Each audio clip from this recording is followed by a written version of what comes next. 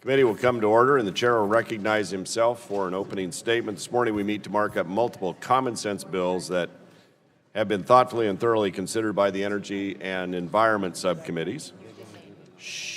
Throughout this Congress, these subcommittees have been working diligently and in a bipartisan manner to develop legislation that prioritizes the consumer, supports American business, and protects the environment.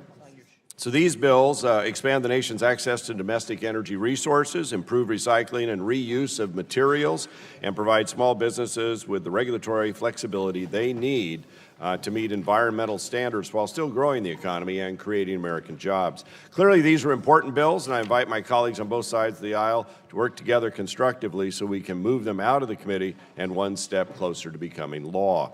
Many of us on this committee, if not all of us, want to see America do a better job of harnessing its great hydropower potential so we can produce more clean and reliable domestic energy. Two of today's bills do exactly this. H.R. 2872 promotes hydropower development at existing non-powered dams, and H.R. 2880 opens the door wider for the construction of more pump storage hydropower projects, which is of particular interest to my constituents in the Pacific Northwest, where we have tremendous opportunities to build new pumped hydro storage facilities. Now, four of this morning's bills lift the heavy and unnecessary regulatory burden off the nation's brick makers, amateur racers, coal refuse to energy plant owners, and wood stove manufacturers by providing more time and compliance options in meeting EPA air regulations. It is important to note that none of the four sectors affected by this legislation are a significant source of emissions, and none of these bills repeal any regulation. They simply make minimal adjustments to reduce the risk of plant shutdowns and layoffs. In other words, these bills preserve jobs and save the consumer money while continuing the country on a path of reduced air emissions. The seventh and final bill we're marking up today, H.R. 1733, directs the Secretary of Energy to update the federal strategy for recycling used lubricating oil. The result of this bill will be maximized use of resources and a cleaner environment, an outcome that everyone should be able to support. All the bills being considered this morning have followed regular order, being the subject of legislative hearings and subcommittee markups where bipartisan amendments have been offered and accepted. This process has yielded carefully crafted and well thought out legislation. I urge my colleagues to support these bills. I now recognize my friend from New Jersey, Mr. Pallone, for 3 minutes for an opening statement. Thank you, Mr. Chairman. We have a number of bills before us today that came out of our Energy and Environment Subcommittee. On the energy side, we have 3 bills that I expect we will be able to pass by voice. Those are H.R. 1733, a bipartisan bill sponsored by Representative Brooks and Kennedy that directs the Secretary of Energy to review and update a report on the energy and environmental benefits of the refining of used lubricating oil. It's already been passed unanimously by the Energy Subcommittee. The other 2 bills, both seeking to expedite hydroelectric licenses for non-powered dams and pump storage projects, had issues when we started. We have now come a long way. Thanks to members and staff on both sides of the aisle, we have amendments in the nature of a substitute for both bills, H.R. 2872, introduced by Dr. Bouchon, and H.R. 2880, introduced by Mr. Griffith. These bipartisan substitutes are a testament to what we can do when both parties work together, and I want to thank Chairman Walden and Upton, as well as the sponsor of these bills, for working with Ranking Member Rush and me to develop a bipartisan compromise that we look forward to seeing enacted into law. Unfortunately, on the environment side of the ledger, we have quite a different story. Once again, committee Republicans are advancing bills to undermine public health protections and erode our progress on clean air. Exempting businesses from clean air rules leads to more air pollution, which damages people's health. Relaxing air standards for businesses does not reduce costs. It merely transfers them from one business to another and to individuals who will incur costs in the form of increased health care costs and lost productivity. Even the one bill where Republicans and Democrats have tried to come together, the Recognizing the Protection of Motorsports, or RPM Act, is ultimately unnecessary, in my opinion, since EPA has never taken enforcement actions against race car owners. I'll discuss these bills in greater detail as we consider them, but for now, I'll yield back the balance of my time, Mr. Chairman. Gentleman yields back the balance of his time. Chair recognizes gentleman from Illinois, Mr. Shimkus, for 1 minute, right? These are 1 minute. Yep. Thank you, Mr. Chairman. First of all, I have my son in the front row, Daniel Shimkus, so if you could wave to everybody. It shows you I can do something right, so I appreciate that, or my wife can. The bills from the Environment Subcommittee that we are marking up today, H.R. 1917, the BRIC Act, H.R. 1119, the Sense Act, H.R. 350, the RPM Act, and H.R. 453, dealing with residential home heaters, have been the subject of staff level discussion since the subcommittee markup. Each of these bills help small business and create and maintain jobs in their communities. At subcommittee, we adopted an amendment in nature of a substitute that addressed concerns raised in the provisions of H.R. 1119, the Sense Act. H.R. 350, 453, and 1917 enjoy bipartisan support. All of these bills provide the necessary leeway and flexibility to smaller entities so that they can meet the requirements of the Clean Air Act without addressing needless regulatory burdens. With that, Mr. Chairman, I yield back my time. Thank you. Gentleman yields back. Other members seeking recognition? Go to Ms. Castor, I think, would be next, right? Ms. Castor, for 1 minute. Thank you, Mr. Chairman. I think at the outset it's important for folks to understand there are a number of bills here that undermine the Clean Air Act.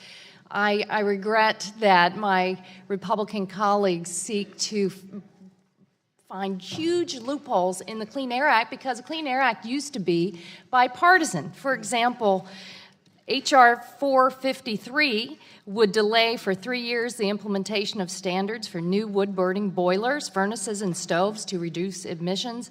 These were the first updates to the standards for these devices in 27 years and would help protect the public health from harmful particle pollution and other dangerous pollutants. Many manufacturers have already certified devices to meet the 2020 standards. A number of these other bills go to the heart of the Clean Air Act, and I don't know why the Republicans continue to chip away and chip away and chip away at these fundamental protections for the public health across the country. This is unwise public policy, and I look forward to debating these to a greater extent. Time's expired. Chair recognizes the gentleman from Mississippi, I think, is next up on our side, Mr. Harper. And thank you. Welcome to your new chairmanship. We'll deal with that matter in a few minutes. Thank you, Mr. Chairman, and thank you for bringing these common sense bills to the full committee for markup today. I want to encourage all members of the committee to support H.R. 453 as a compromise approach to easing a regulatory burden on manufacturers of wood heaters. H.R. 453 would simply give these manufacturers 3 additional years to comply with an Obama administration new source performance standards regulation. Frank Moore of Hardy Manufacturing, located in my district, testified before the Environmental Subcommittee in September that he and other manufacturers are working to meet the 2020 Step 2 standards, but that a lack of technology is making compliance nearly impossible. Extension of this effective date doesn't remove any regulations. All products will remain regulated by Step 1 of this rule. Extension simply provides more time for manufacturers to comply and come up with these stricter requirements and meet those requirements. I hope all members will support this, and thank you, Mr. Chairman, and I yield back. Members on the minority side, Mr. Green is recognized for 1 minute. Thank you, Mr. Chairman, and for the chairs and the ranking members for holding this markup today. We're considering 3 bills together that I briefly like to comment on. The hydro bills, H.R. 2872 and H.R. 2880, are bipartisan solution, respectively deal with non-power dams and closed-loop pump storage. While we don't have a lot of hydropower in Texas, I know how important this resource is for many members on the committee, and I'm happy to see the committee working in a bipartisan way to advance the issue. I'm also pleased to see that we're advancing the bipartisan language on relubricating oil study to the DOE. We've also marked up 4 different bills that in some way involve the Clean Air Act. Unfortunately, I don't believe that the language in these bills as they stand is adequate to support it on the bipartisan basis. I'm no stranger to fighting against unfair regulation as hastily crafted and poorly implemented, but I do not believe these bills or the regulations that they alter meet the standard. In one case, we have a further delay of regulations that were first proposed in 1988 by the EPA at the backing of many states who wanted to address it. As written, I cannot support these bills. Hopefully, before they get to the final, the floor of the House, we'll see some amendments. And I yield back. Time's expired. On the Republican side, member seeking recognition, the chairman of the Subcommittee on Energy, Mr. Upton's recognized for 1 minute. Well, thank you, Mr. Chairman. I would just note quickly that we're marking up in full committee H.R. 1733, 2872, and 2880. All of these bills are non-controversial. They're bipartisan.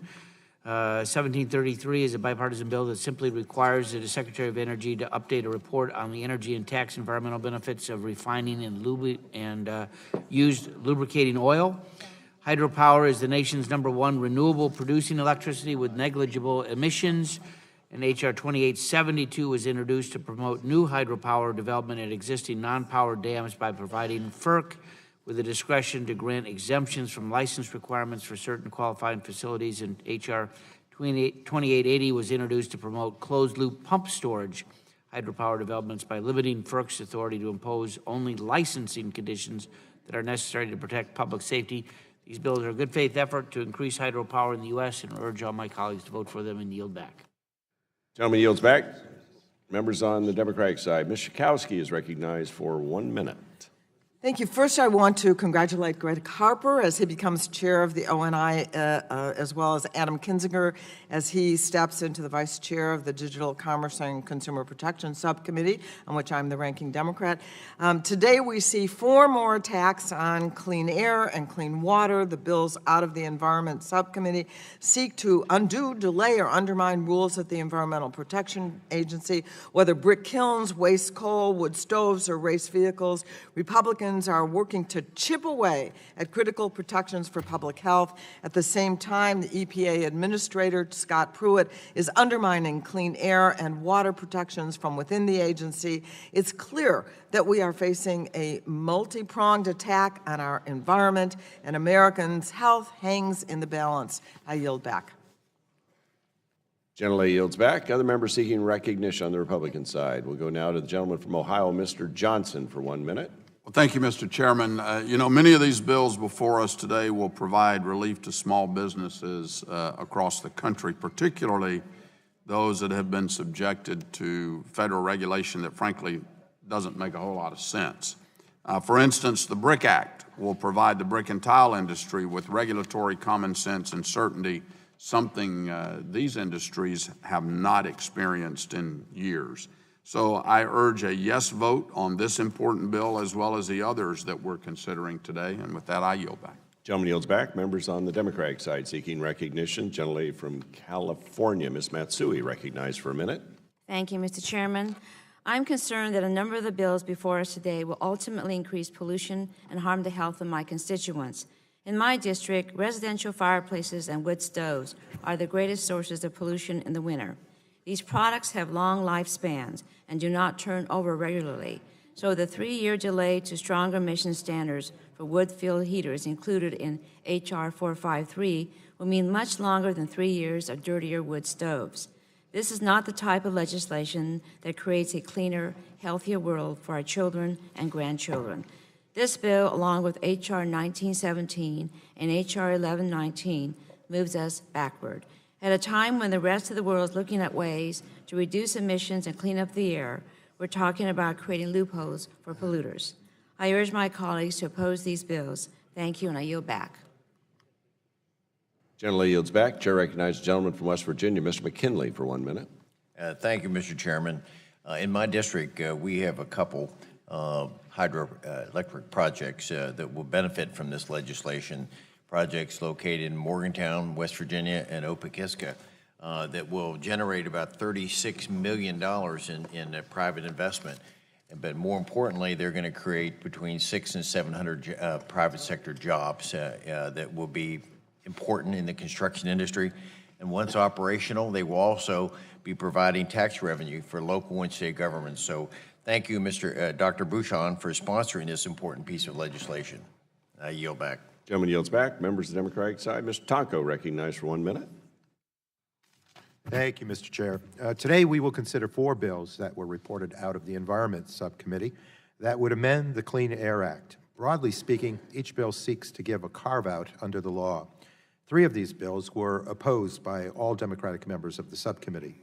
We know air pollution is incredibly damaging to our economy. It is responsible for respiratory illnesses, hospitalizations, and missed school and work days. Delaying these rules will result in our constituents breathing less healthy air. History has shown that we can grow the economy while improving air quality. There is no reason to delay the steady progress we have made. I want to reiterate my concerns with the bills before us today. For the record, I'm glad we could come together to reach agreement on the two hydropower bills. These bills will streamline the processes to develop certain hydro projects in a timely fashion while preserving environmental safeguards. With that, Mr. Chair, I yield back. Thank the gentleman. Gentleman yields back. Members of the Republican side seeking recognition. Oh, yes. Oh, I got to come over to this side. Ms. Brooks, recognized for 1 minute. Thank you, Mr. Chairman. I want to thank the Energy Subcommittee and this committee for holding the hearing today and considering H.R. 1733. Also want to thank my colleague, a gentleman from Massachusetts, Mr. Kennedy, for his support on this bill when we introduced it together earlier this year. H.R. 1733 requires a 2006 study mandated by the Energy Policy Act of 2005 to be updated to reflect current information about the benefits of re-refined lubricating oil and how its production and use could be increased. As we witness increased tensions among major oil-producing nations and the general public continues to become more concerned with human impact on the environment, re-refined lubricating oil has the ability to reduce the need for further crude oil extraction and can be effectively recycled indefinitely. Ensuring Congress has the current scientific data about the potential value of this material will allow legislatures to make the right decisions when investigating environmental and energy policy moving forward. I urge my colleagues to support this measure, and I yield back. Gentleman yields back. Other members on the Democratic side seeking recognition? Seeing none. Any members on the Republican side seeking recognition? Seeing none, we are ready to move forward. And the chair has a resolution of the desk, the clerk, and asks the clerk to report the resolution. You didn't think we were going to go that fast, did you? A resolution offered by Mr. Walden. Without objection, the reading of the resolution is dispensed with. I'd like to welcome Mr. Duncan to the committee. As happy as I am to see him join the committee today, I think the happiest person on the committee must be Mr. Carter, who will no longer occupy the last seat on the dais. Mr. Duncan was elected in 2010, represents the 3rd District of South Carolina. In his previous life, he worked in the banking and financial services industries. So, of course, he'll be helping us claw back all that jurisdiction to the Energy and Commerce Committee. Prior to joining ENC, he served on the Homeland Security and Foreign Affairs Committees. The resolution we're considering today will appoint Mr. Duncan to the Energy, Environment, and Digital Commerce and Consumer Protection Subcommittees, so I look forward to working with him and ask everyone to extend a warm welcome to Mr. Duncan.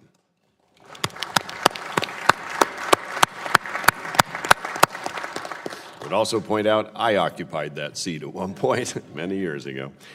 Yes. Second, today's resolution appoints Mr. Harper as chairman of the Oversight and Investigation Subcommittee. Mr. Harper is currently chairman of the House Committee on Administration, which is singularly the second most important committee in the House. If you like our new digs and the screens and things, you have Mr. Harper to thank for all of this. He will continue to serve as chairman of the House Administration Committee. Now, I also want to put a footnote in there. House Ethics Committee is really important, too, since Mrs. Brooks chairs that and is here. But Greg is a lawyer by training, having practiced law for 27 years in Mississippi. With our broad jurisdiction, oversight's a critical function of our committee, and I know he is excited about his new role, and we are looking forward to the great work he will accomplish on ONI. So, Greg, welcome aboard. And finally, the resolution appoints Mr. Latta to the Health Subcommittee. Is there any discussion on the resolution? Seeing and hearing none. If there's no discussion, the vote occurs on the resolution. All those in favor will signify by saying aye. Aye. Aye. Those opposed, no. The ayes have it, and the resolution is adopted. Congratulations, gentlemen. The chair now calls up H.R. 453 and asks the clerk to report. H.R. 453, to deem the Step 2 compliance date for standards of performance for new residential wood heaters, new residential hydronic heaters, and forced air furnaces to May 15, 2023. Without objection, the first reading of the bill is dispensed with. The bill will be open for amendment at any point. Are there any bipartisan amendments to the bill? Are there any amendments to the bill?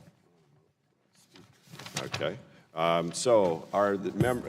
what purpose does the gentleman from New Jersey seek recognition? To speak in opposition to the bill. Gentleman's recognized for 5 minutes. Thank you. Mr. Chairman, I oppose H.R. 453, which would needlessly delay implementation of EPA's important standards for residential wood heaters finalized in February 2015 and those would help improve air quality, especially in communities where people burn wood for heat. The EPA issued the first new source performance standards for residential wood heaters in 1988, and this means the standards have not been updated in nearly 30 years. The new standards will provide tremendous health benefits by cutting harmful air pollution, including particle pollution, carbon monoxide, and air toxics. And particle pollution causes a range of adverse health effects, including asthma, heart attacks, and stroke. EPA estimates that the benefits of these standards will be up to $7.6 billion annually. Or put another way, for every dollar spent to manufacture cleaner wood heaters, we'll see up to $165 in health benefits. And blocking this rule, in my opinion, is fiscally irresponsible. The final rule has a gradual 5-year phase-in to allow manufacturers time to adopt, and the Phase 2 requirements don't kick in until 2020. If this bill were to become law and these standards were delayed, manufacturers will be able to continue producing outdated wood heaters that pose risk to our air quality and our health. EPA's rule is a reasonable one that is long overdue.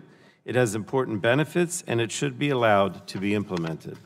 H.R. 453 would reward slackers in the industry by allowing them to avoid compliance with standards that most manufacturers currently meet and standards that benefit consumers and protect public health. This bill would add years of delay to an already flexible, unusually long transition period. H.R. 453 is not fair, not to most of the industry who are meeting these standards, not to consumers who will continue to pay more for fuel, and certainly not to people in communities whose health will continue to suffer from the pollution that could have been prevented. And so I would urge my colleagues to vote no, and I'll yield to the gentlewoman from Florida. Well, I thank the ranking member for yielding time. Here's another example of how my Republican colleagues will chip away at the clean air that we breathe and the Clean Air Act. Members, did you know that many of the manufacturers for these products have already certified devices to meet the 2020 standards? And what you're going to do is you're going to penalize the good actors, the folks who have followed the law, who have followed the rules. Delay of the standard implementation for 3 years is completely unnecessary, and it will reward those companies that have failed or chose not to invest in development of cleaner appliances at the expense of the public health.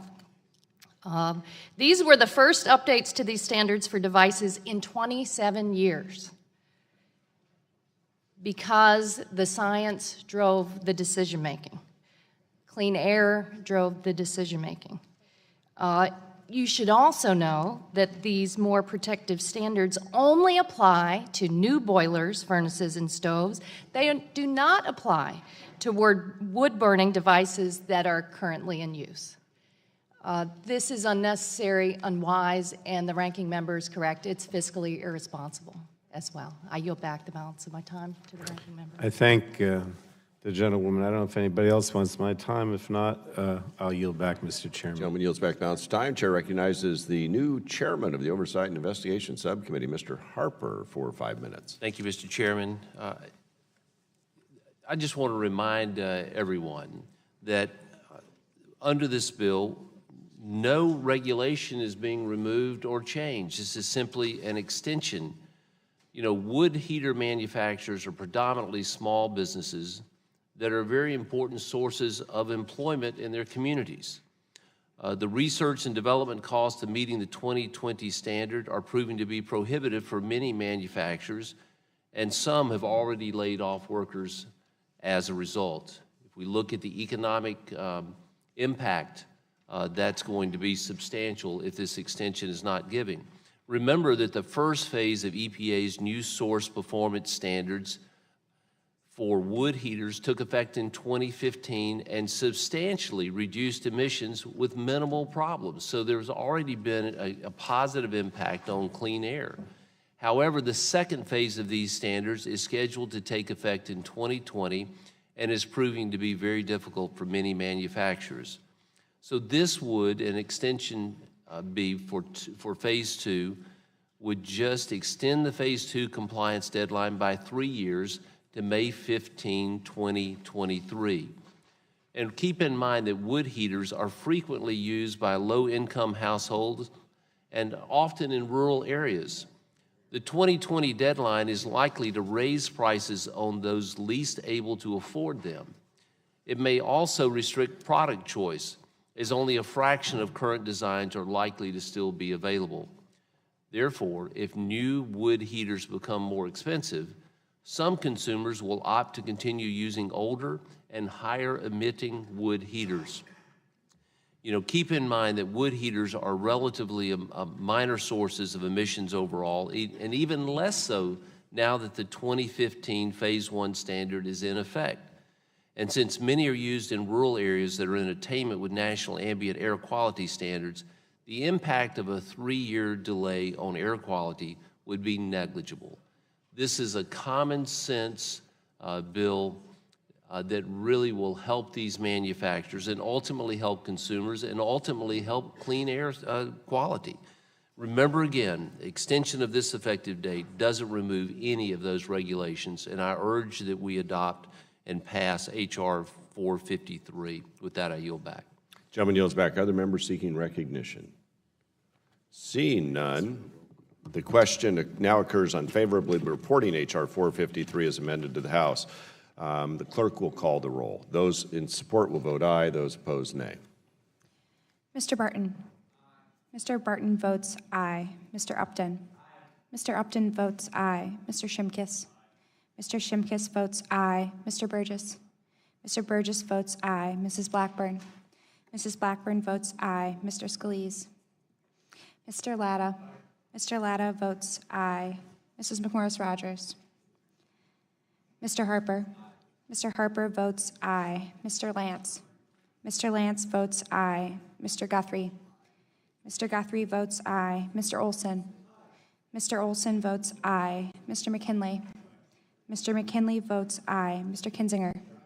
Mr. Kinzinger votes aye. Mr. Griffith. Mr. Griffith votes aye. Mr. Bilirakis. Mr. Bilirakis votes aye. Mr. Johnson. Mr. Johnson votes aye. Mr. Long. Aye. Mr. Long votes aye. Mr. Bouchon. Mr. Bouchon votes aye. Mr. Flores. Mr. Flores votes aye. Mrs. Brooks. Mrs. Brooks votes aye. Mr. Mullen. Mr. Mullen votes aye. Mr. Hudson. Mr. Hudson votes aye. Mr. Collins. Mr. Collins votes aye. Mr. Kramer. Mr. Kramer votes aye. Mr. Wahlberg. Mrs. Walters. Mrs. Walters votes aye. Mr. Costello. Mr. Costello votes aye. Mr. Carter. Mr. Duncan. Mr. Duncan votes aye. Mr. Pallone. Mr. Pallone votes no. Mr. Rush. Mr. Rush votes no. Miss Eshue. Miss Eshue votes no. Mr. Engel. Mr. Engel votes no. Mr. Green. Mr. Green votes no. Ms. DeGette. Ms. DeGette votes no. Mr. Doyle. Mr. Doyle votes no. Ms. Schakowsky. Ms. Schakowsky votes no. Mr. Butterfield. Mr. Butterfield votes no. Ms. Matsui. Ms. Matsui votes no. Ms. Castor. Ms. Castor votes no. Mr. Sarbanes. Mr. McNerney. Mr. McNerney votes no. Mr. Welch. Mr. Welch votes no. Mr. Lujan. Mr. Lujan votes no. Mr. Tonko. Mr. Tonko votes no. Ms. Clark. Ms. Clark votes no. Mr. Lobsack. Mr. Lobsack votes aye. Mr. Schrader. Mr. Schrader votes aye. Mr. Kennedy. Mr. Cardenas. Mr. Cardenas votes no. Mr. Ruiz. Mr. Ruiz votes no. Mr. Peters. Mrs. Stingle. Ms. Stingle votes no. Chairman Walden. Chairman Walden votes aye. Are there members not recorded? Ms. McMorris-Rogers. Mrs. McMorris-Rogers votes aye. Mr. Wahlberg. Mr. Wahlberg votes aye. Mr. Sarbanes? Mr. Sarbanes votes no.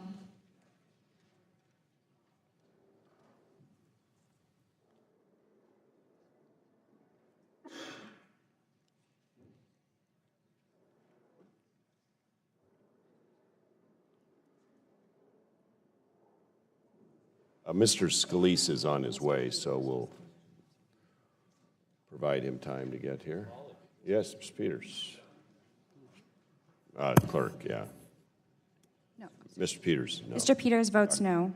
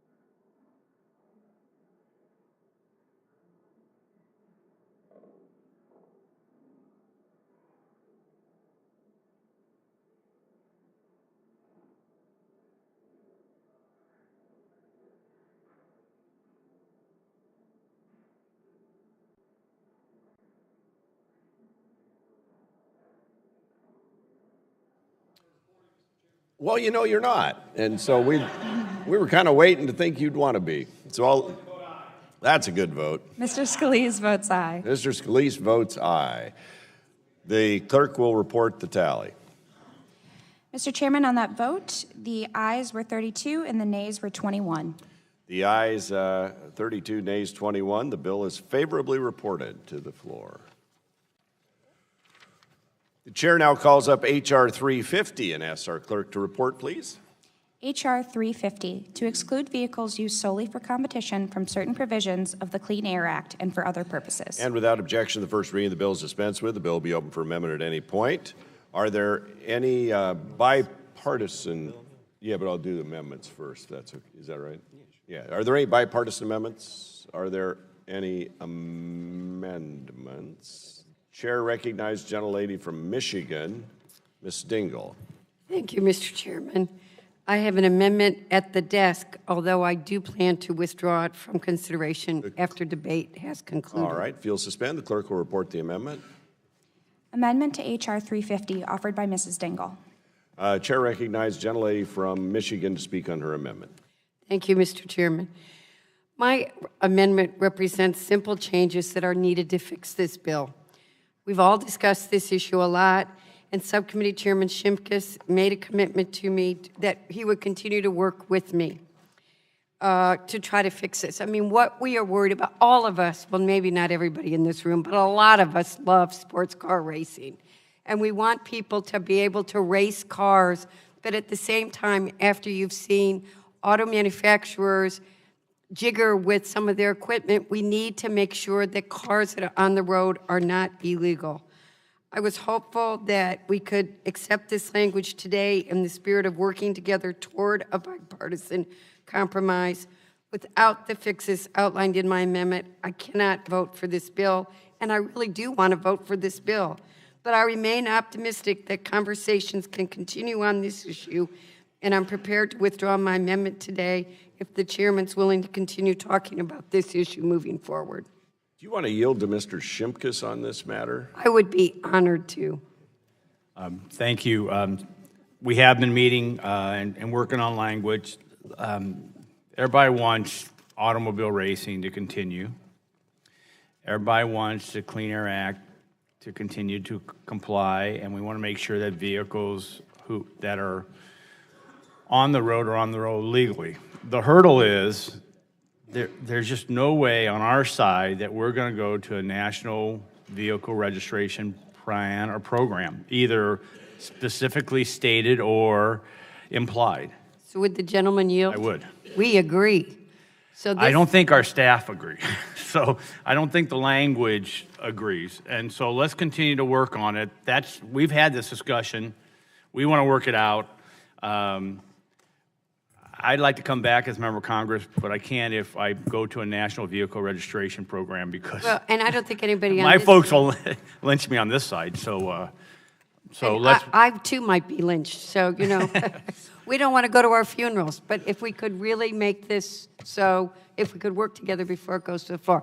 Regrettably, I'm going to have to oppose it today, but I want to be able to vote for this. And I'll give you that commitment. Let's see what we can do. And then I yield back to the gentlelady from Michigan. I would ask for unanimous consent to withdraw my amendment. The gentlelady withdraws her amendment and yields back the balance of her time. For what purpose does the gentleman from New Jersey seek recognition?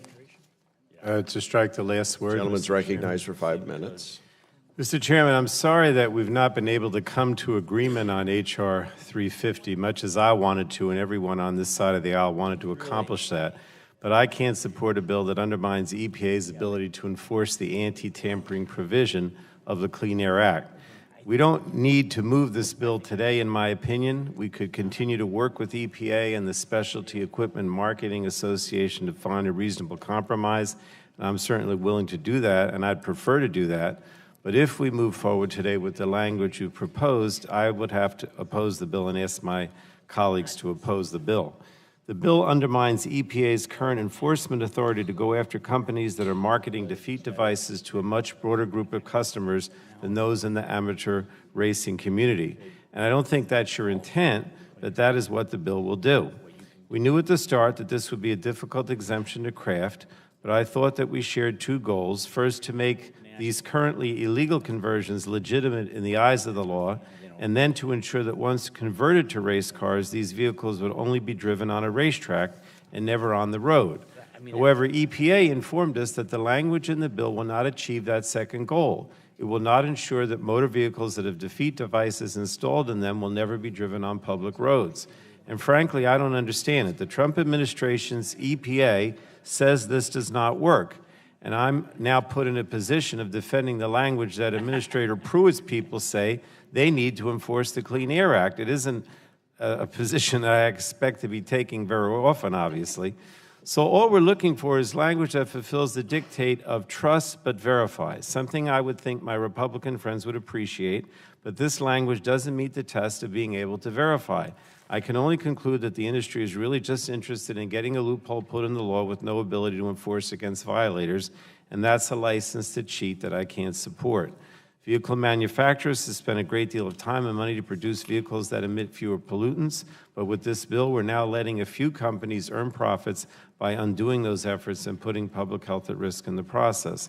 So if you're not going to withdraw the bill, and it doesn't sound like it, I would like to continue to negotiate to find the right solution, but I would urge my colleagues to vote against the bill at this time. And I yield back. Gentleman yields back balance of his time, and we do intend to continue working on this matter, as you heard from Mr. Shimkus and Ms. Dingell. And I know that the teams were working late into the night to see if they couldn't find common ground last night, it's my understanding. So we'll see if we can't continue to work on this going forward. Are there any Republicans seeking to speak on this matter? If not, we go to Mr. Tonko for 5 minutes. Mr. Chair, I move to strike the last word. Gentleman's recognized for 5 minutes. Thank you, Mr. Chair. The Recognizing the Protection of Motorsports Act seeks to exempt motor vehicles used solely for competition from penalties for altering a vehicle that results in increased emission of air pollutants, an exemption that already exists in the law. However, as was discussed at the legislative hearing, there are serious concerns with how broadly this bill is written.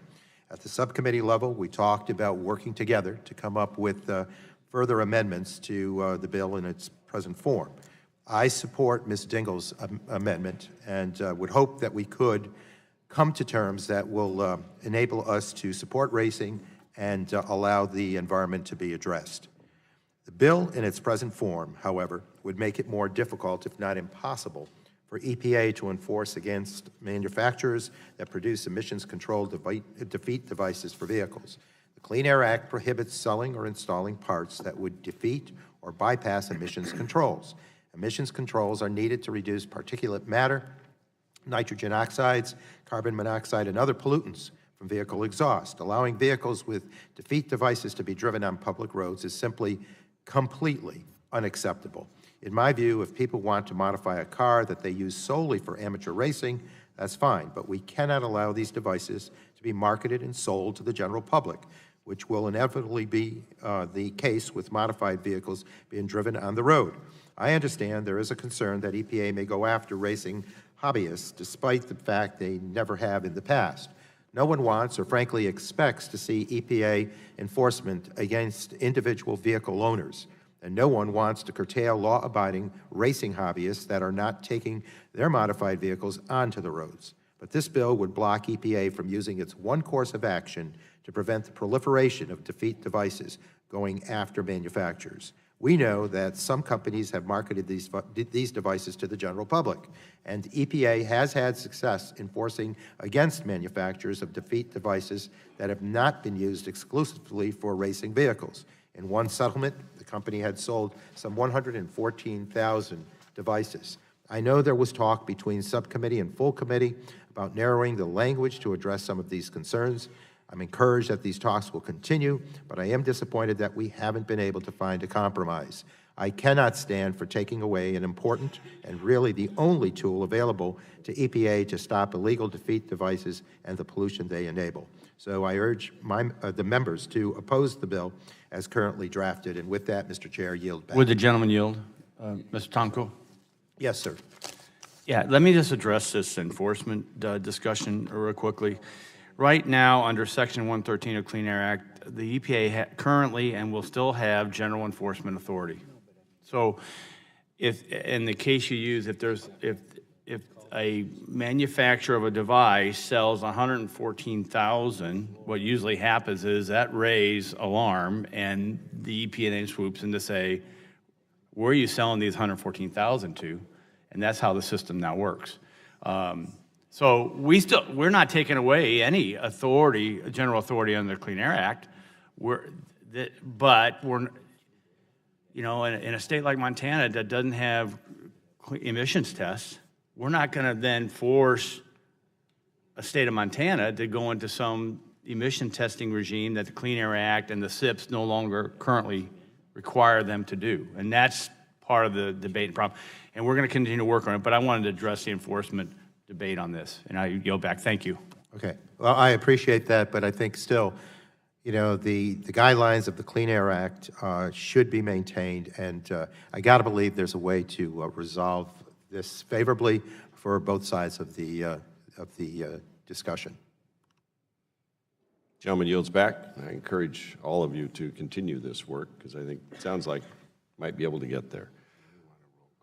And the question now, anyone else seeking recognition? If not, we'll go to a roll call vote on this. Those in favor of favorably reporting H.R. 350 to the House will vote aye. Those nay, and the clerk will call the roll. Mr. Barton. Mr. Barton votes aye. Mr. Upton. Mr. Upton votes aye. Mr. Shimkus. Mr. Shimkus votes aye. Mr. Burgess. Mr. Burgess votes aye. Mrs. Blackburn. Mrs. Blackburn votes aye. Mr. Scalise. Mr. Latta. Mr. Latta votes aye. Mrs. McMorris-Rogers. Mrs. McMorris-Rogers votes aye. Mr. Harper. Mr. Harper votes aye. Mr. Lance. Mr. Guthrie. Mr. Guthrie votes aye. Mr. Olson. Mr. Olson votes aye. Mr. McKinley. Mr. McKinley votes aye. Mr. Kinzinger. Mr. Kinzinger votes aye. Mr. Griffith. Mr. Griffith votes aye. Mr. Bilirakis. Mr. Bilirakis votes aye. Mr. Johnson. Mr. Johnson votes aye. Mr. Long. Mr. Long votes aye. Mr. Bouchon. Mr. Bouchon votes aye. Mr. Flores. Mr. Flores votes aye. Mrs. Brooks. Mrs. Brooks votes aye. Mr. Mullen. Mr. Mullen votes aye. Mr. Hudson. Mr. Hudson votes aye. Mr. Collins. Mr. Collins votes aye. Mr. Kramer. Mr. Kramer votes aye. Mr. Wahlberg. Mrs. Walters. Mrs. Walters votes aye. Mr. Costello. Mr. Costello votes aye. Mr. Carter. Mr. Carter votes aye. Mr. Duncan. Mr. Duncan votes aye. Mr. Pallone. Mr. Pallone votes no. Mr. Rush. Mr. Rush votes no. Ms. Eschew? Ms. Eschew votes no. Mr. Engel? Mr. Green? Mr. Green votes no. Ms. DeGette? Ms. DeGette votes no. Mr. Doyle? Mr. Doyle votes no. Ms. Schakowsky? Ms. Schakowsky votes no. Mr. Butterfield? Mr. Butterfield votes no. Ms. Matsui? Ms. Matsui votes no. Ms. Castor? Ms. Castor votes no. Mr. Sarbanes? Mr. Sarbanes votes no. Mr. McNerney? Mr. McNerney votes no. Mr. Welch? Mr. Welch votes no. Mr. Lujan? Mr. Lujan votes no. Mr. Tonko? Mr. Tonko votes no. Ms. Clark? Ms. Clark votes no. Mr. Loebsack? Mr. Loebsack votes aye. Mr. Schrader? Mr. Schrader votes aye. Mr. Kennedy? Mr. Cardenas? Mr. Cardenas votes no. Mr. Ruiz? Mr. Ruiz votes aye. Mr. Peters? Mr. Peters votes no. Ms. Stingle? Ms. Stingle votes no. Chairman Walden? Chairman Walden votes aye. Are there other members not, oh, I'm sorry. Sorry, Mr. Scalise? Mr. Scalise votes aye. Mr. Lance? Mr. Lance votes aye. Mr. Engel. Mr. Engel? Mr. Engel votes no. Are there other members not recorded who wish to be recorded? If not, the clerk will report the tally when ready.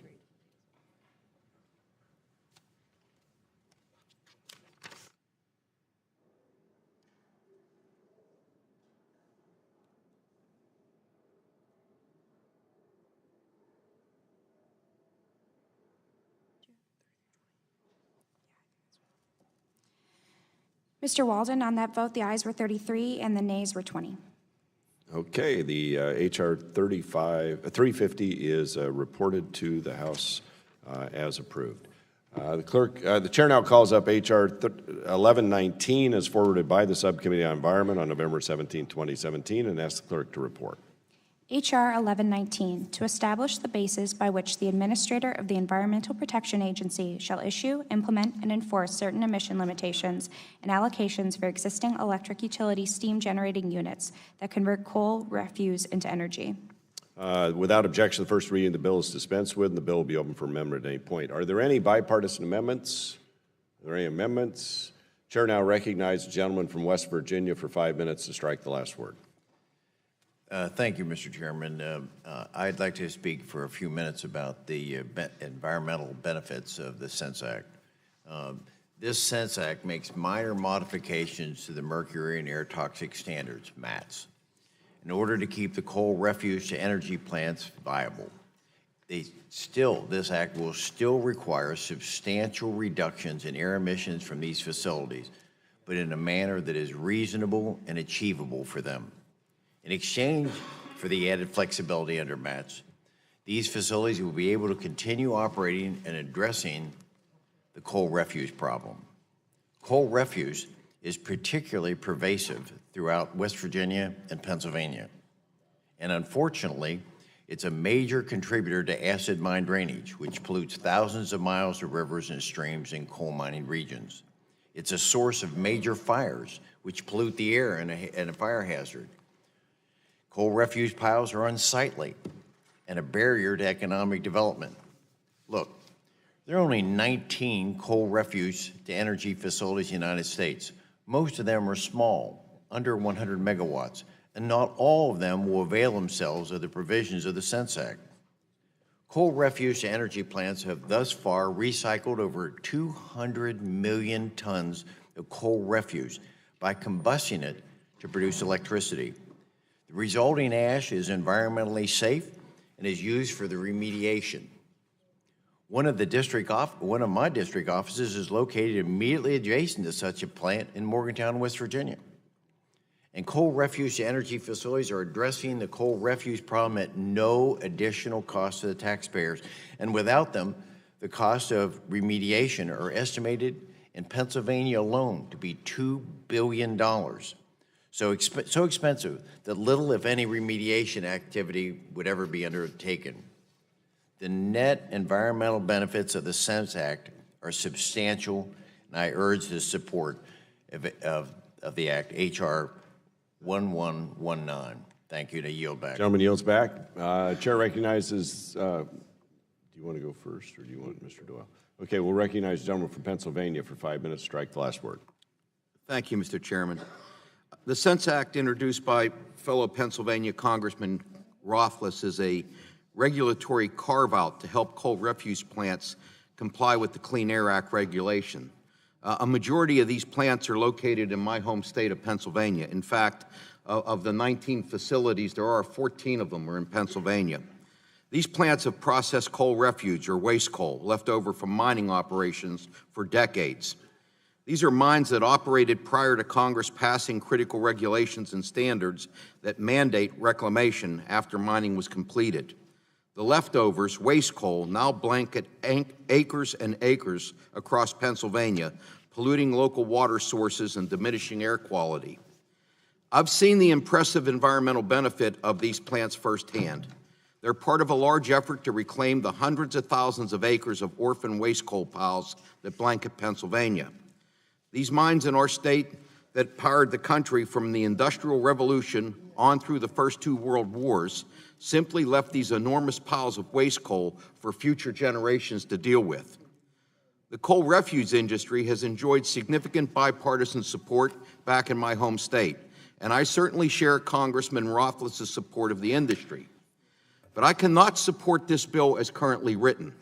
A permanent rewriting of the environmental regulations that protect our planet and public health isn't good policy.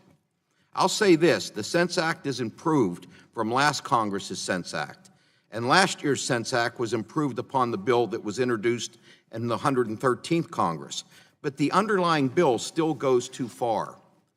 It isn't impossible for these plants to comply with the regulation under MATS. I've talked with plants on both sides of my state. A delay of a regulation is one thing. A permanent rewriting of a regulation is quite another. There are many other solutions to this problem. Instead of this permanent carve-out, why not increase grants available for emission control technologies, specifically for power plants that have accompanying environmental benefit? Why don't we pass the Reclaim Act that frees up AML funds? Now, I'm happy to say that I've begun conversation with members on both sides of the aisle, and we're going to try and craft legislation that helps expedite remediating waste coal piles in Pennsylvania and around the country. I hope we're able to include retraining programs for coal miners and other working-class Americans in these discussions going forward. I hope my colleagues on both sides of the aisle are willing to consider this future legislation as a potential answer to this pressing problem, but I must oppose the underlying bill at this time, and I yield back. Gentleman yields back balance time. Other members on the Republican side seeking recognition? Seeing none. Members on the Democratic side, Mr. Pallone, recognized 5 minutes. Strike last word. Thank you, Mr. Chairman. As Mr. Doyle mentioned, there were some changes made in this bill, in this case by the Environment Subcommittee, that were a step in the right direction, since the committee print no longer includes the baffling cross-state provisions from the underlying bill. But this is not to say that all the issues with the Sense Act have been remedied. The MATS rule represents the first national standard to address power plants' emissions of mercury and other toxic air pollutants like hydrochloric acid. And the Sense Act is merely a carve-out for MATS that would give waste coal facilities license to pollute more than they should. And furthermore, the bill would lock in this weaker standard for the foreseeable future. A small number of waste coal units would be allowed to avoid controlling harmful pollution in perpetuity, regardless of any subsequent developments in coal in control technologies or new information on the health effects of their pollution. So why are we even discussing such an unwise change? Because the waste coal industry says they need and deserve a legislative earmark just for using the coal that wasn't good enough to burn in other power plants. But that claim doesn't pass the smell test.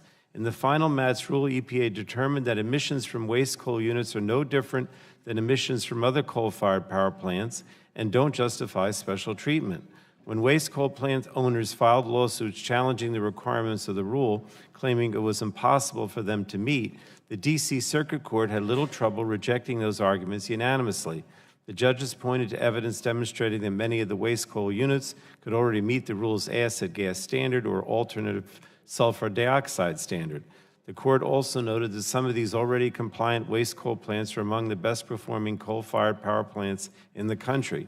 In fact, emissions from waste coal plants were used to set the standard that all power plants have to meet. And the Clean Air Act takes a reasonable approach to setting air pollution standards, setting emission limits based on what is already being achieved by the top performing facilities in the real world. So Congress, in setting up this program, did not want to merely maintain the status quo. They wanted all facilities within an industrial sector to make the necessary upgrades to reduce their pollution in line with the best performing units. And it turns out that waste coal units were these best performing units. So it's simply not true to say they're unable to comply with the MATS rule. And so I see no justification for allowing these facilities to emit more pollution than other facilities, as the Sense Act would allow. And I yield to Ms. Castor. Well, thank you, Ranking Member Pallone. Colleagues, this is another bill in the package today that weakens the Clean Air Act. It weakens very important air pollution safeguards. And I wanted to share with you the comments of the American Lung Association. They sent over the following statement on the Sense Act. H.R. 1119 would weaken both the cross-state air pollution rule and the mercury air toxic standards by allowing waste coal plants to emit more sulfur dioxide. Sulfur dioxide can cause breathing problems, asthma exacerbations, and reduced lung function. Even worse, sulfur dioxide also forms particle pollution that can shorten life, cause heart attacks, and lung cancer. This bill would put health at risk in communities both near waste coal plants and far downwind. It truly is an unnecessary and unfair special carve-out for these waste coal plants. And what we know is that these plants can meet the mercury and air toxic standards already. EPA has said so, the courts have said so, and what this bill will do in the end, if it passes, it will likely be result in additional air pollution. That will impact the health and cost of communities across the country.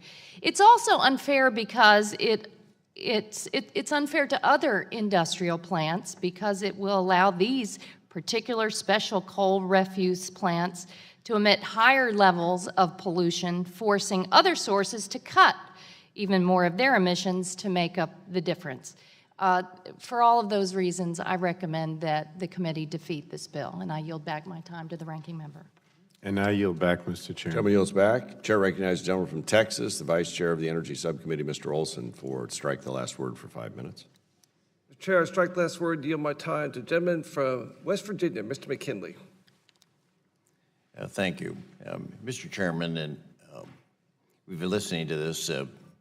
We've been trying to work on this for some time, and you just heard the comments that they didn't like the bill. Some folks on the other side didn't like the back in the 113th Congress. They didn't like it in the 114th Congress. They didn't like it in the 115th Congress. Mr. Chairman, if we don't do something, this is just supporting the status quo. We've got leaching refuse piles getting into people's water wells. We've got a problem that we're trying to resolve.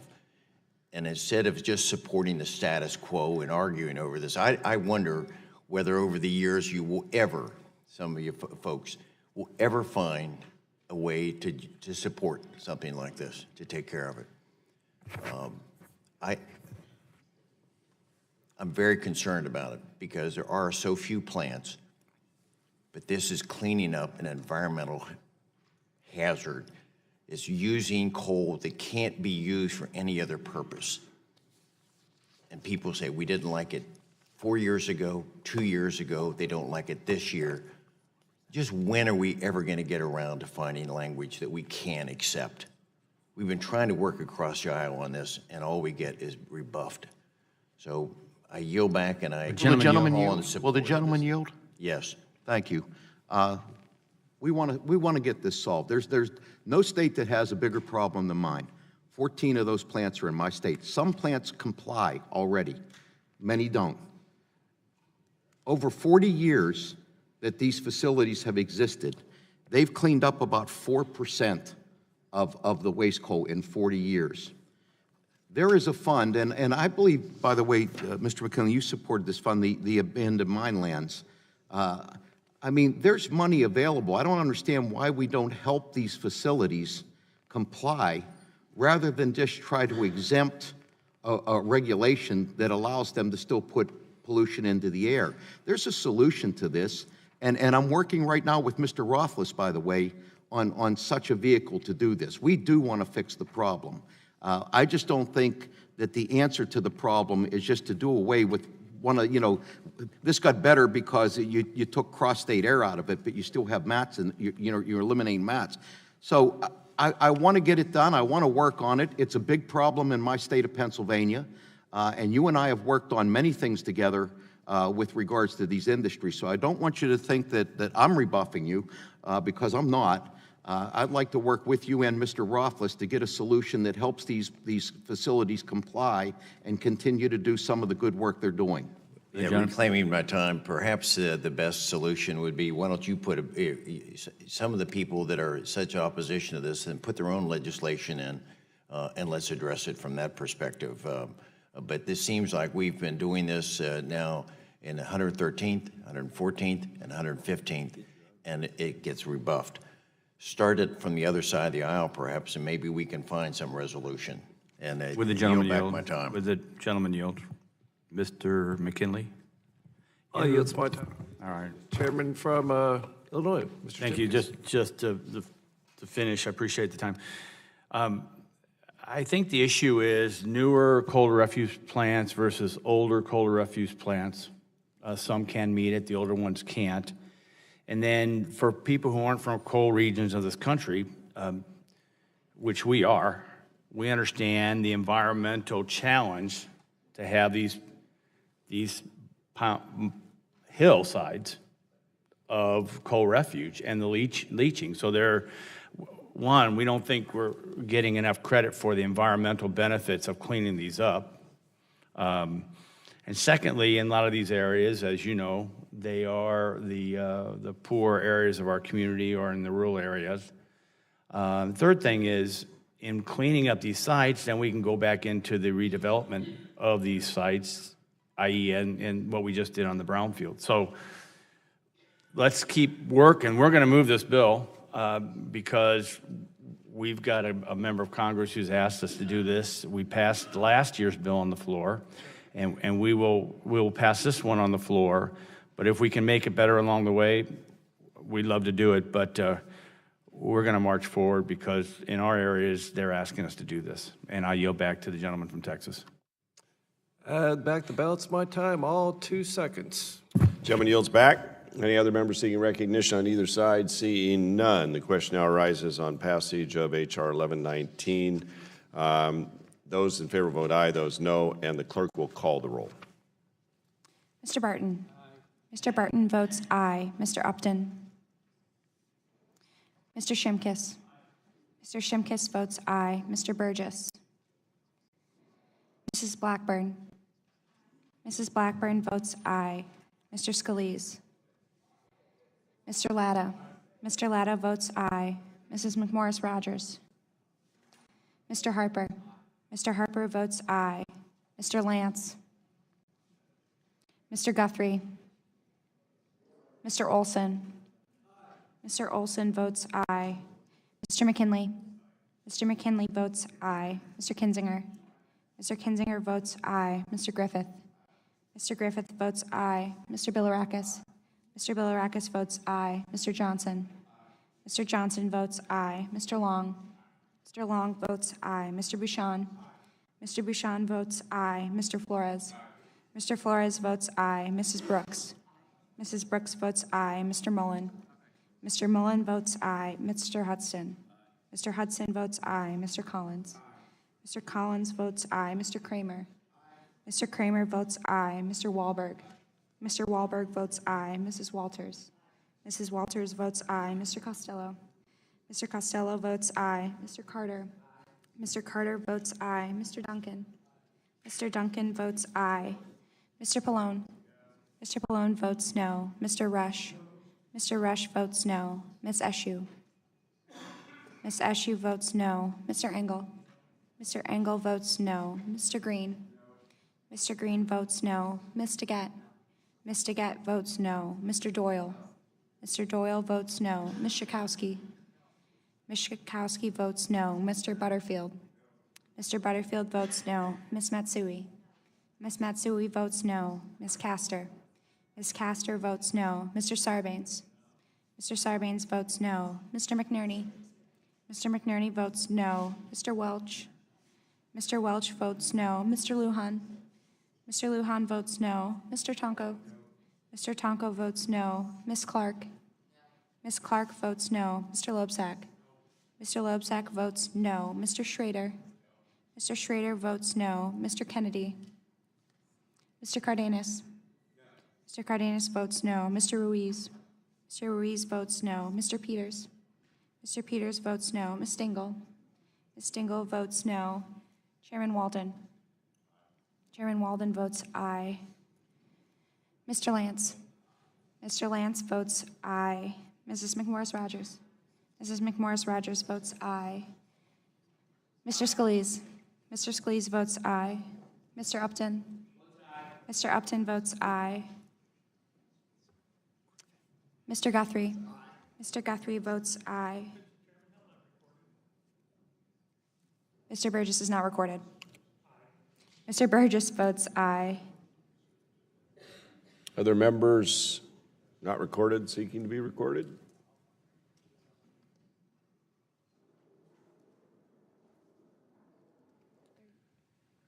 If not, the clerk will report the tally. Mr. Chairman, on that vote, the ayes were 31 and the nays were 23.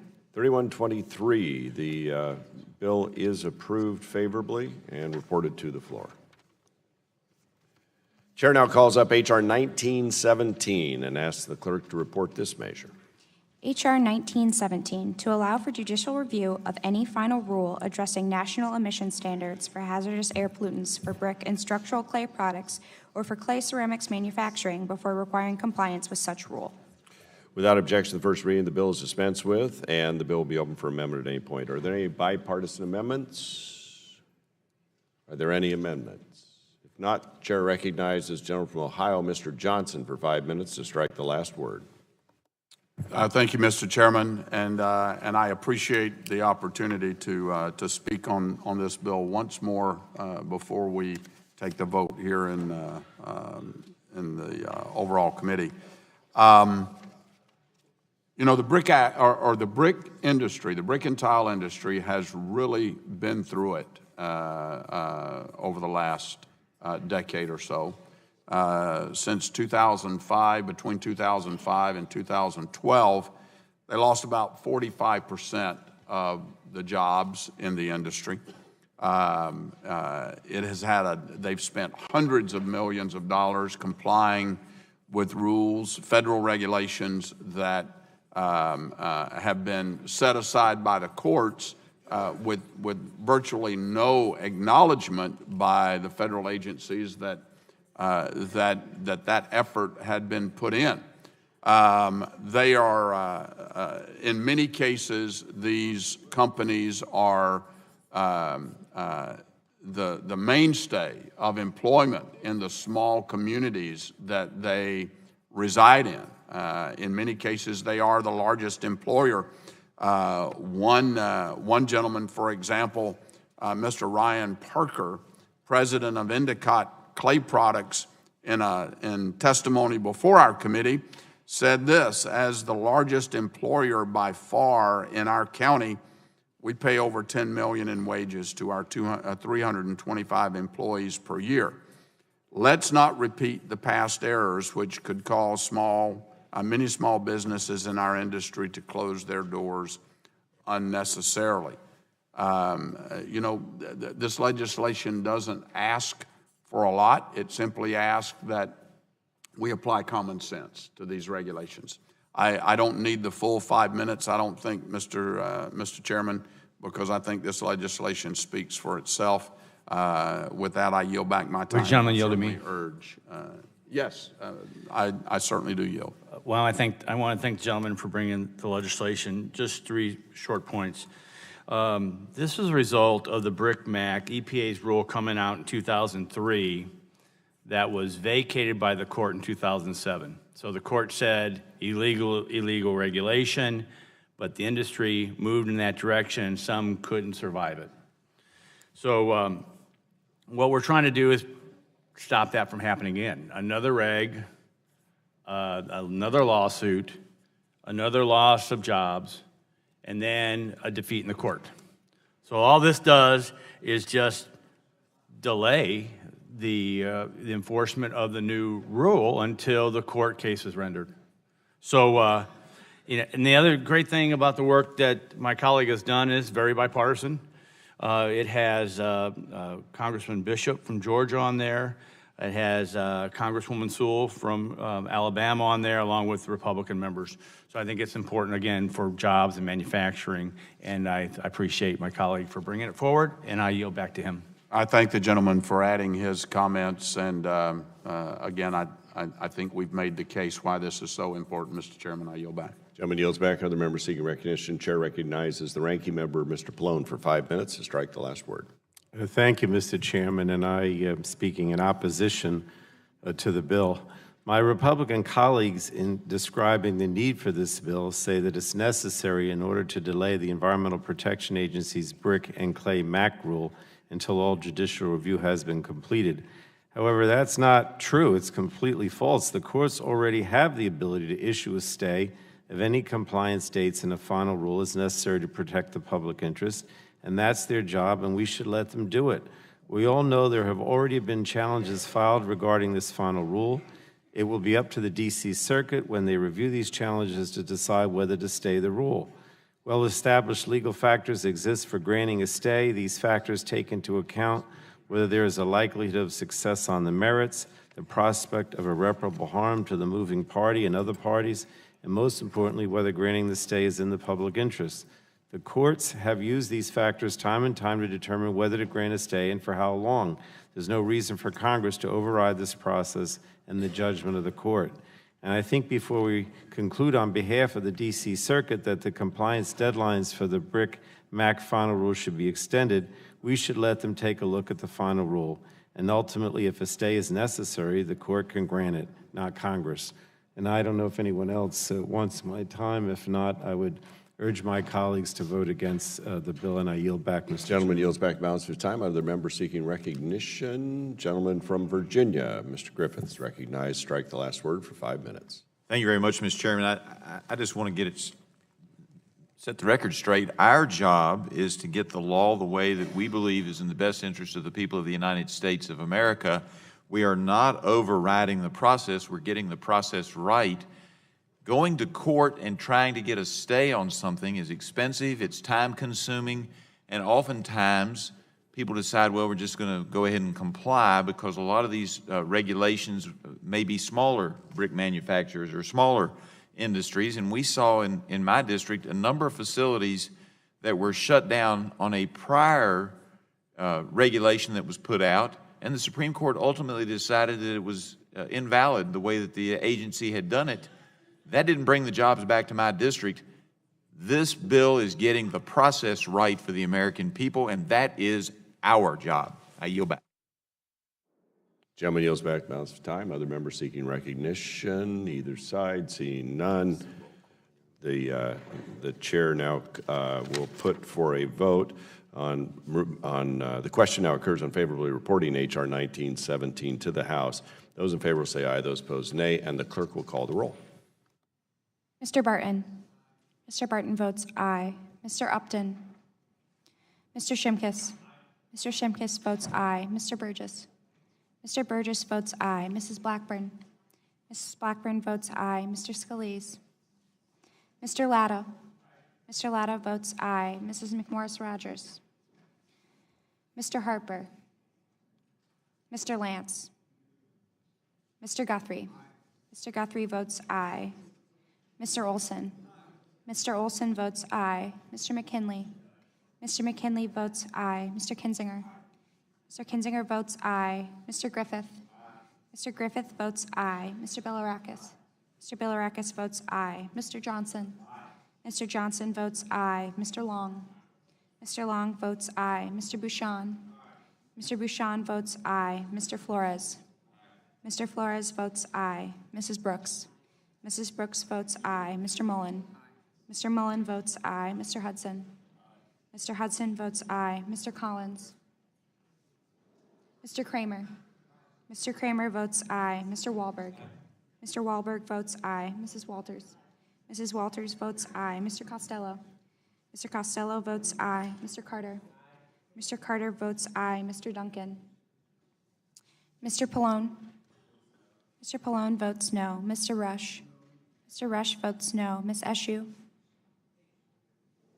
Ms. Eshoo votes no. Mr. Engel. Mr. Engel votes no. Mr. Green. Mr. Green votes no. Ms. Daggett. Ms. Daggett votes no. Mr. Doyle. Mr. Doyle votes no. Ms. Schakowsky. Ms. Schakowsky votes no. Mr. Butterfield. Mr. Butterfield votes no. Ms. Matsui. Ms. Matsui votes no. Ms. Castor. Ms. Castor votes no. Mr. Sarbanes. Mr. Sarbanes votes no. Mr. McNerney. Mr. McNerney votes no. Mr. Welch. Mr. Welch votes no. Mr. Lujan. Mr. Tonko. Mr. Lujan votes no. Mr. Tonko. Mr. Tonko votes no. Ms. Clark. Ms. Clark votes no. Mr. Loebsack. Mr. Loebsack votes no. Mr. Schrader. Mr. Schrader votes no. Mr. Kennedy.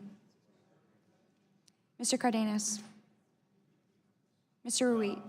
Mr. Cardenas votes no. Mr. Ruiz. Mr. Ruiz votes no. Mr. Peters. Mr. Peters votes no. Ms. Stingle. Ms. Stingle votes no. Chairman Walden.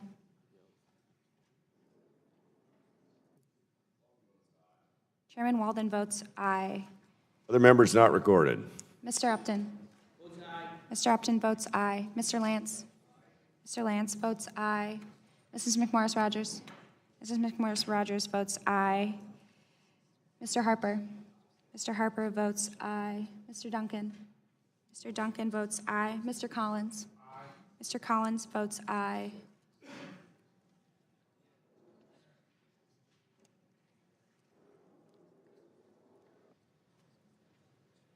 Are there other members not recorded who wish to be recorded?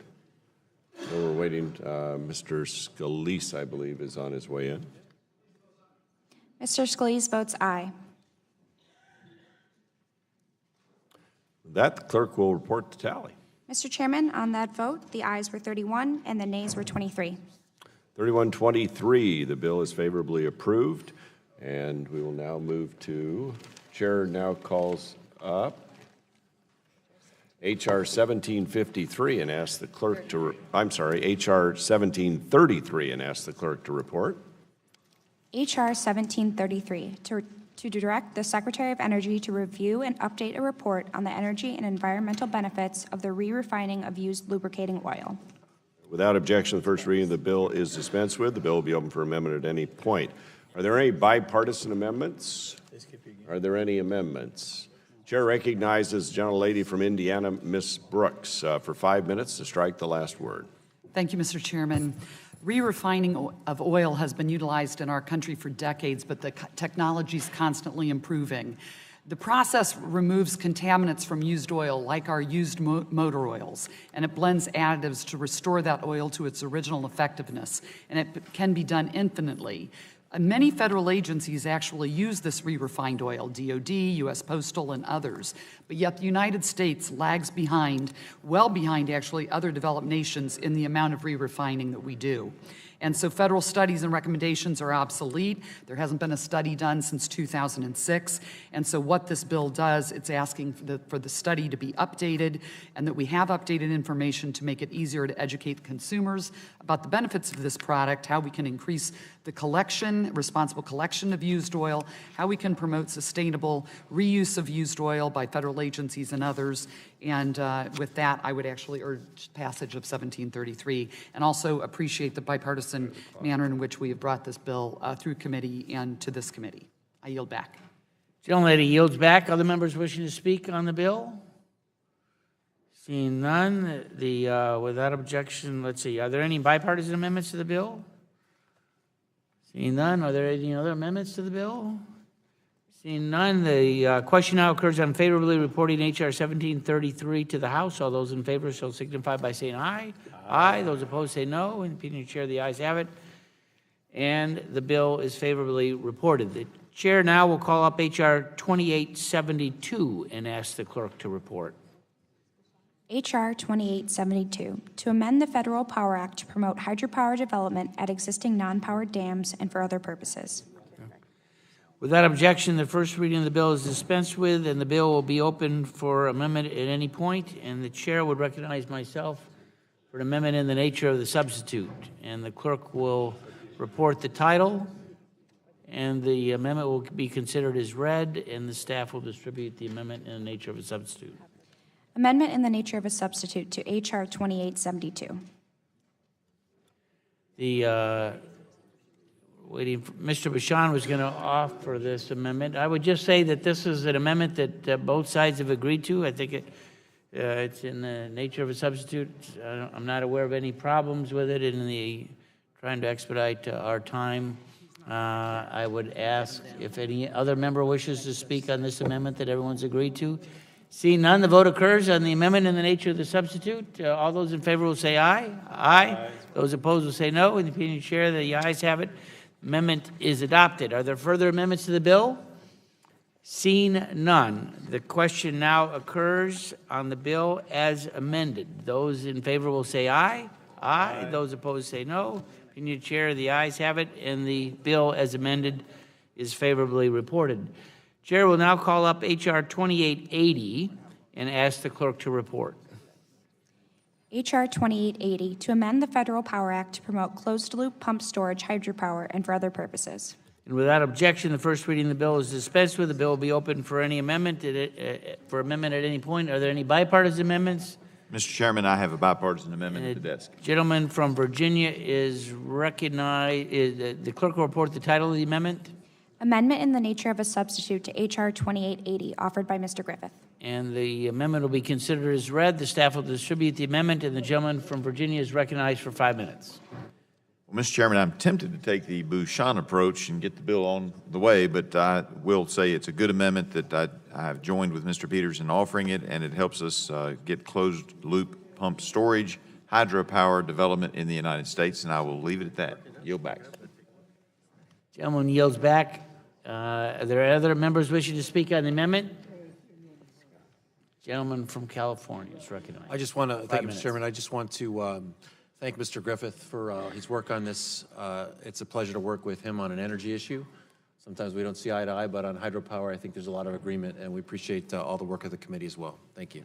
I know they need additional water in California based on the fires that we saw on TV today, too. So, other amendments, other members wishing to speak on the amendment? Seeing none, the vote occurs on the amendment in the nature of a substitute offered by the gentleman from Virginia. Those in favor will say aye. Aye. Those opposed say no. Can you share the ayes have it, and the amendment is agreed to. Further amendments to the bill? Seeing none, the question occurs on H.R. 2880 as amended.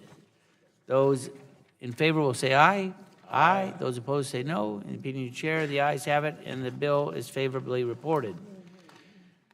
Without objection, staff is authorized to make technical and conforming changes to the legislation considered by the committee today. So ordered, and without objection, the committee stands adjourned.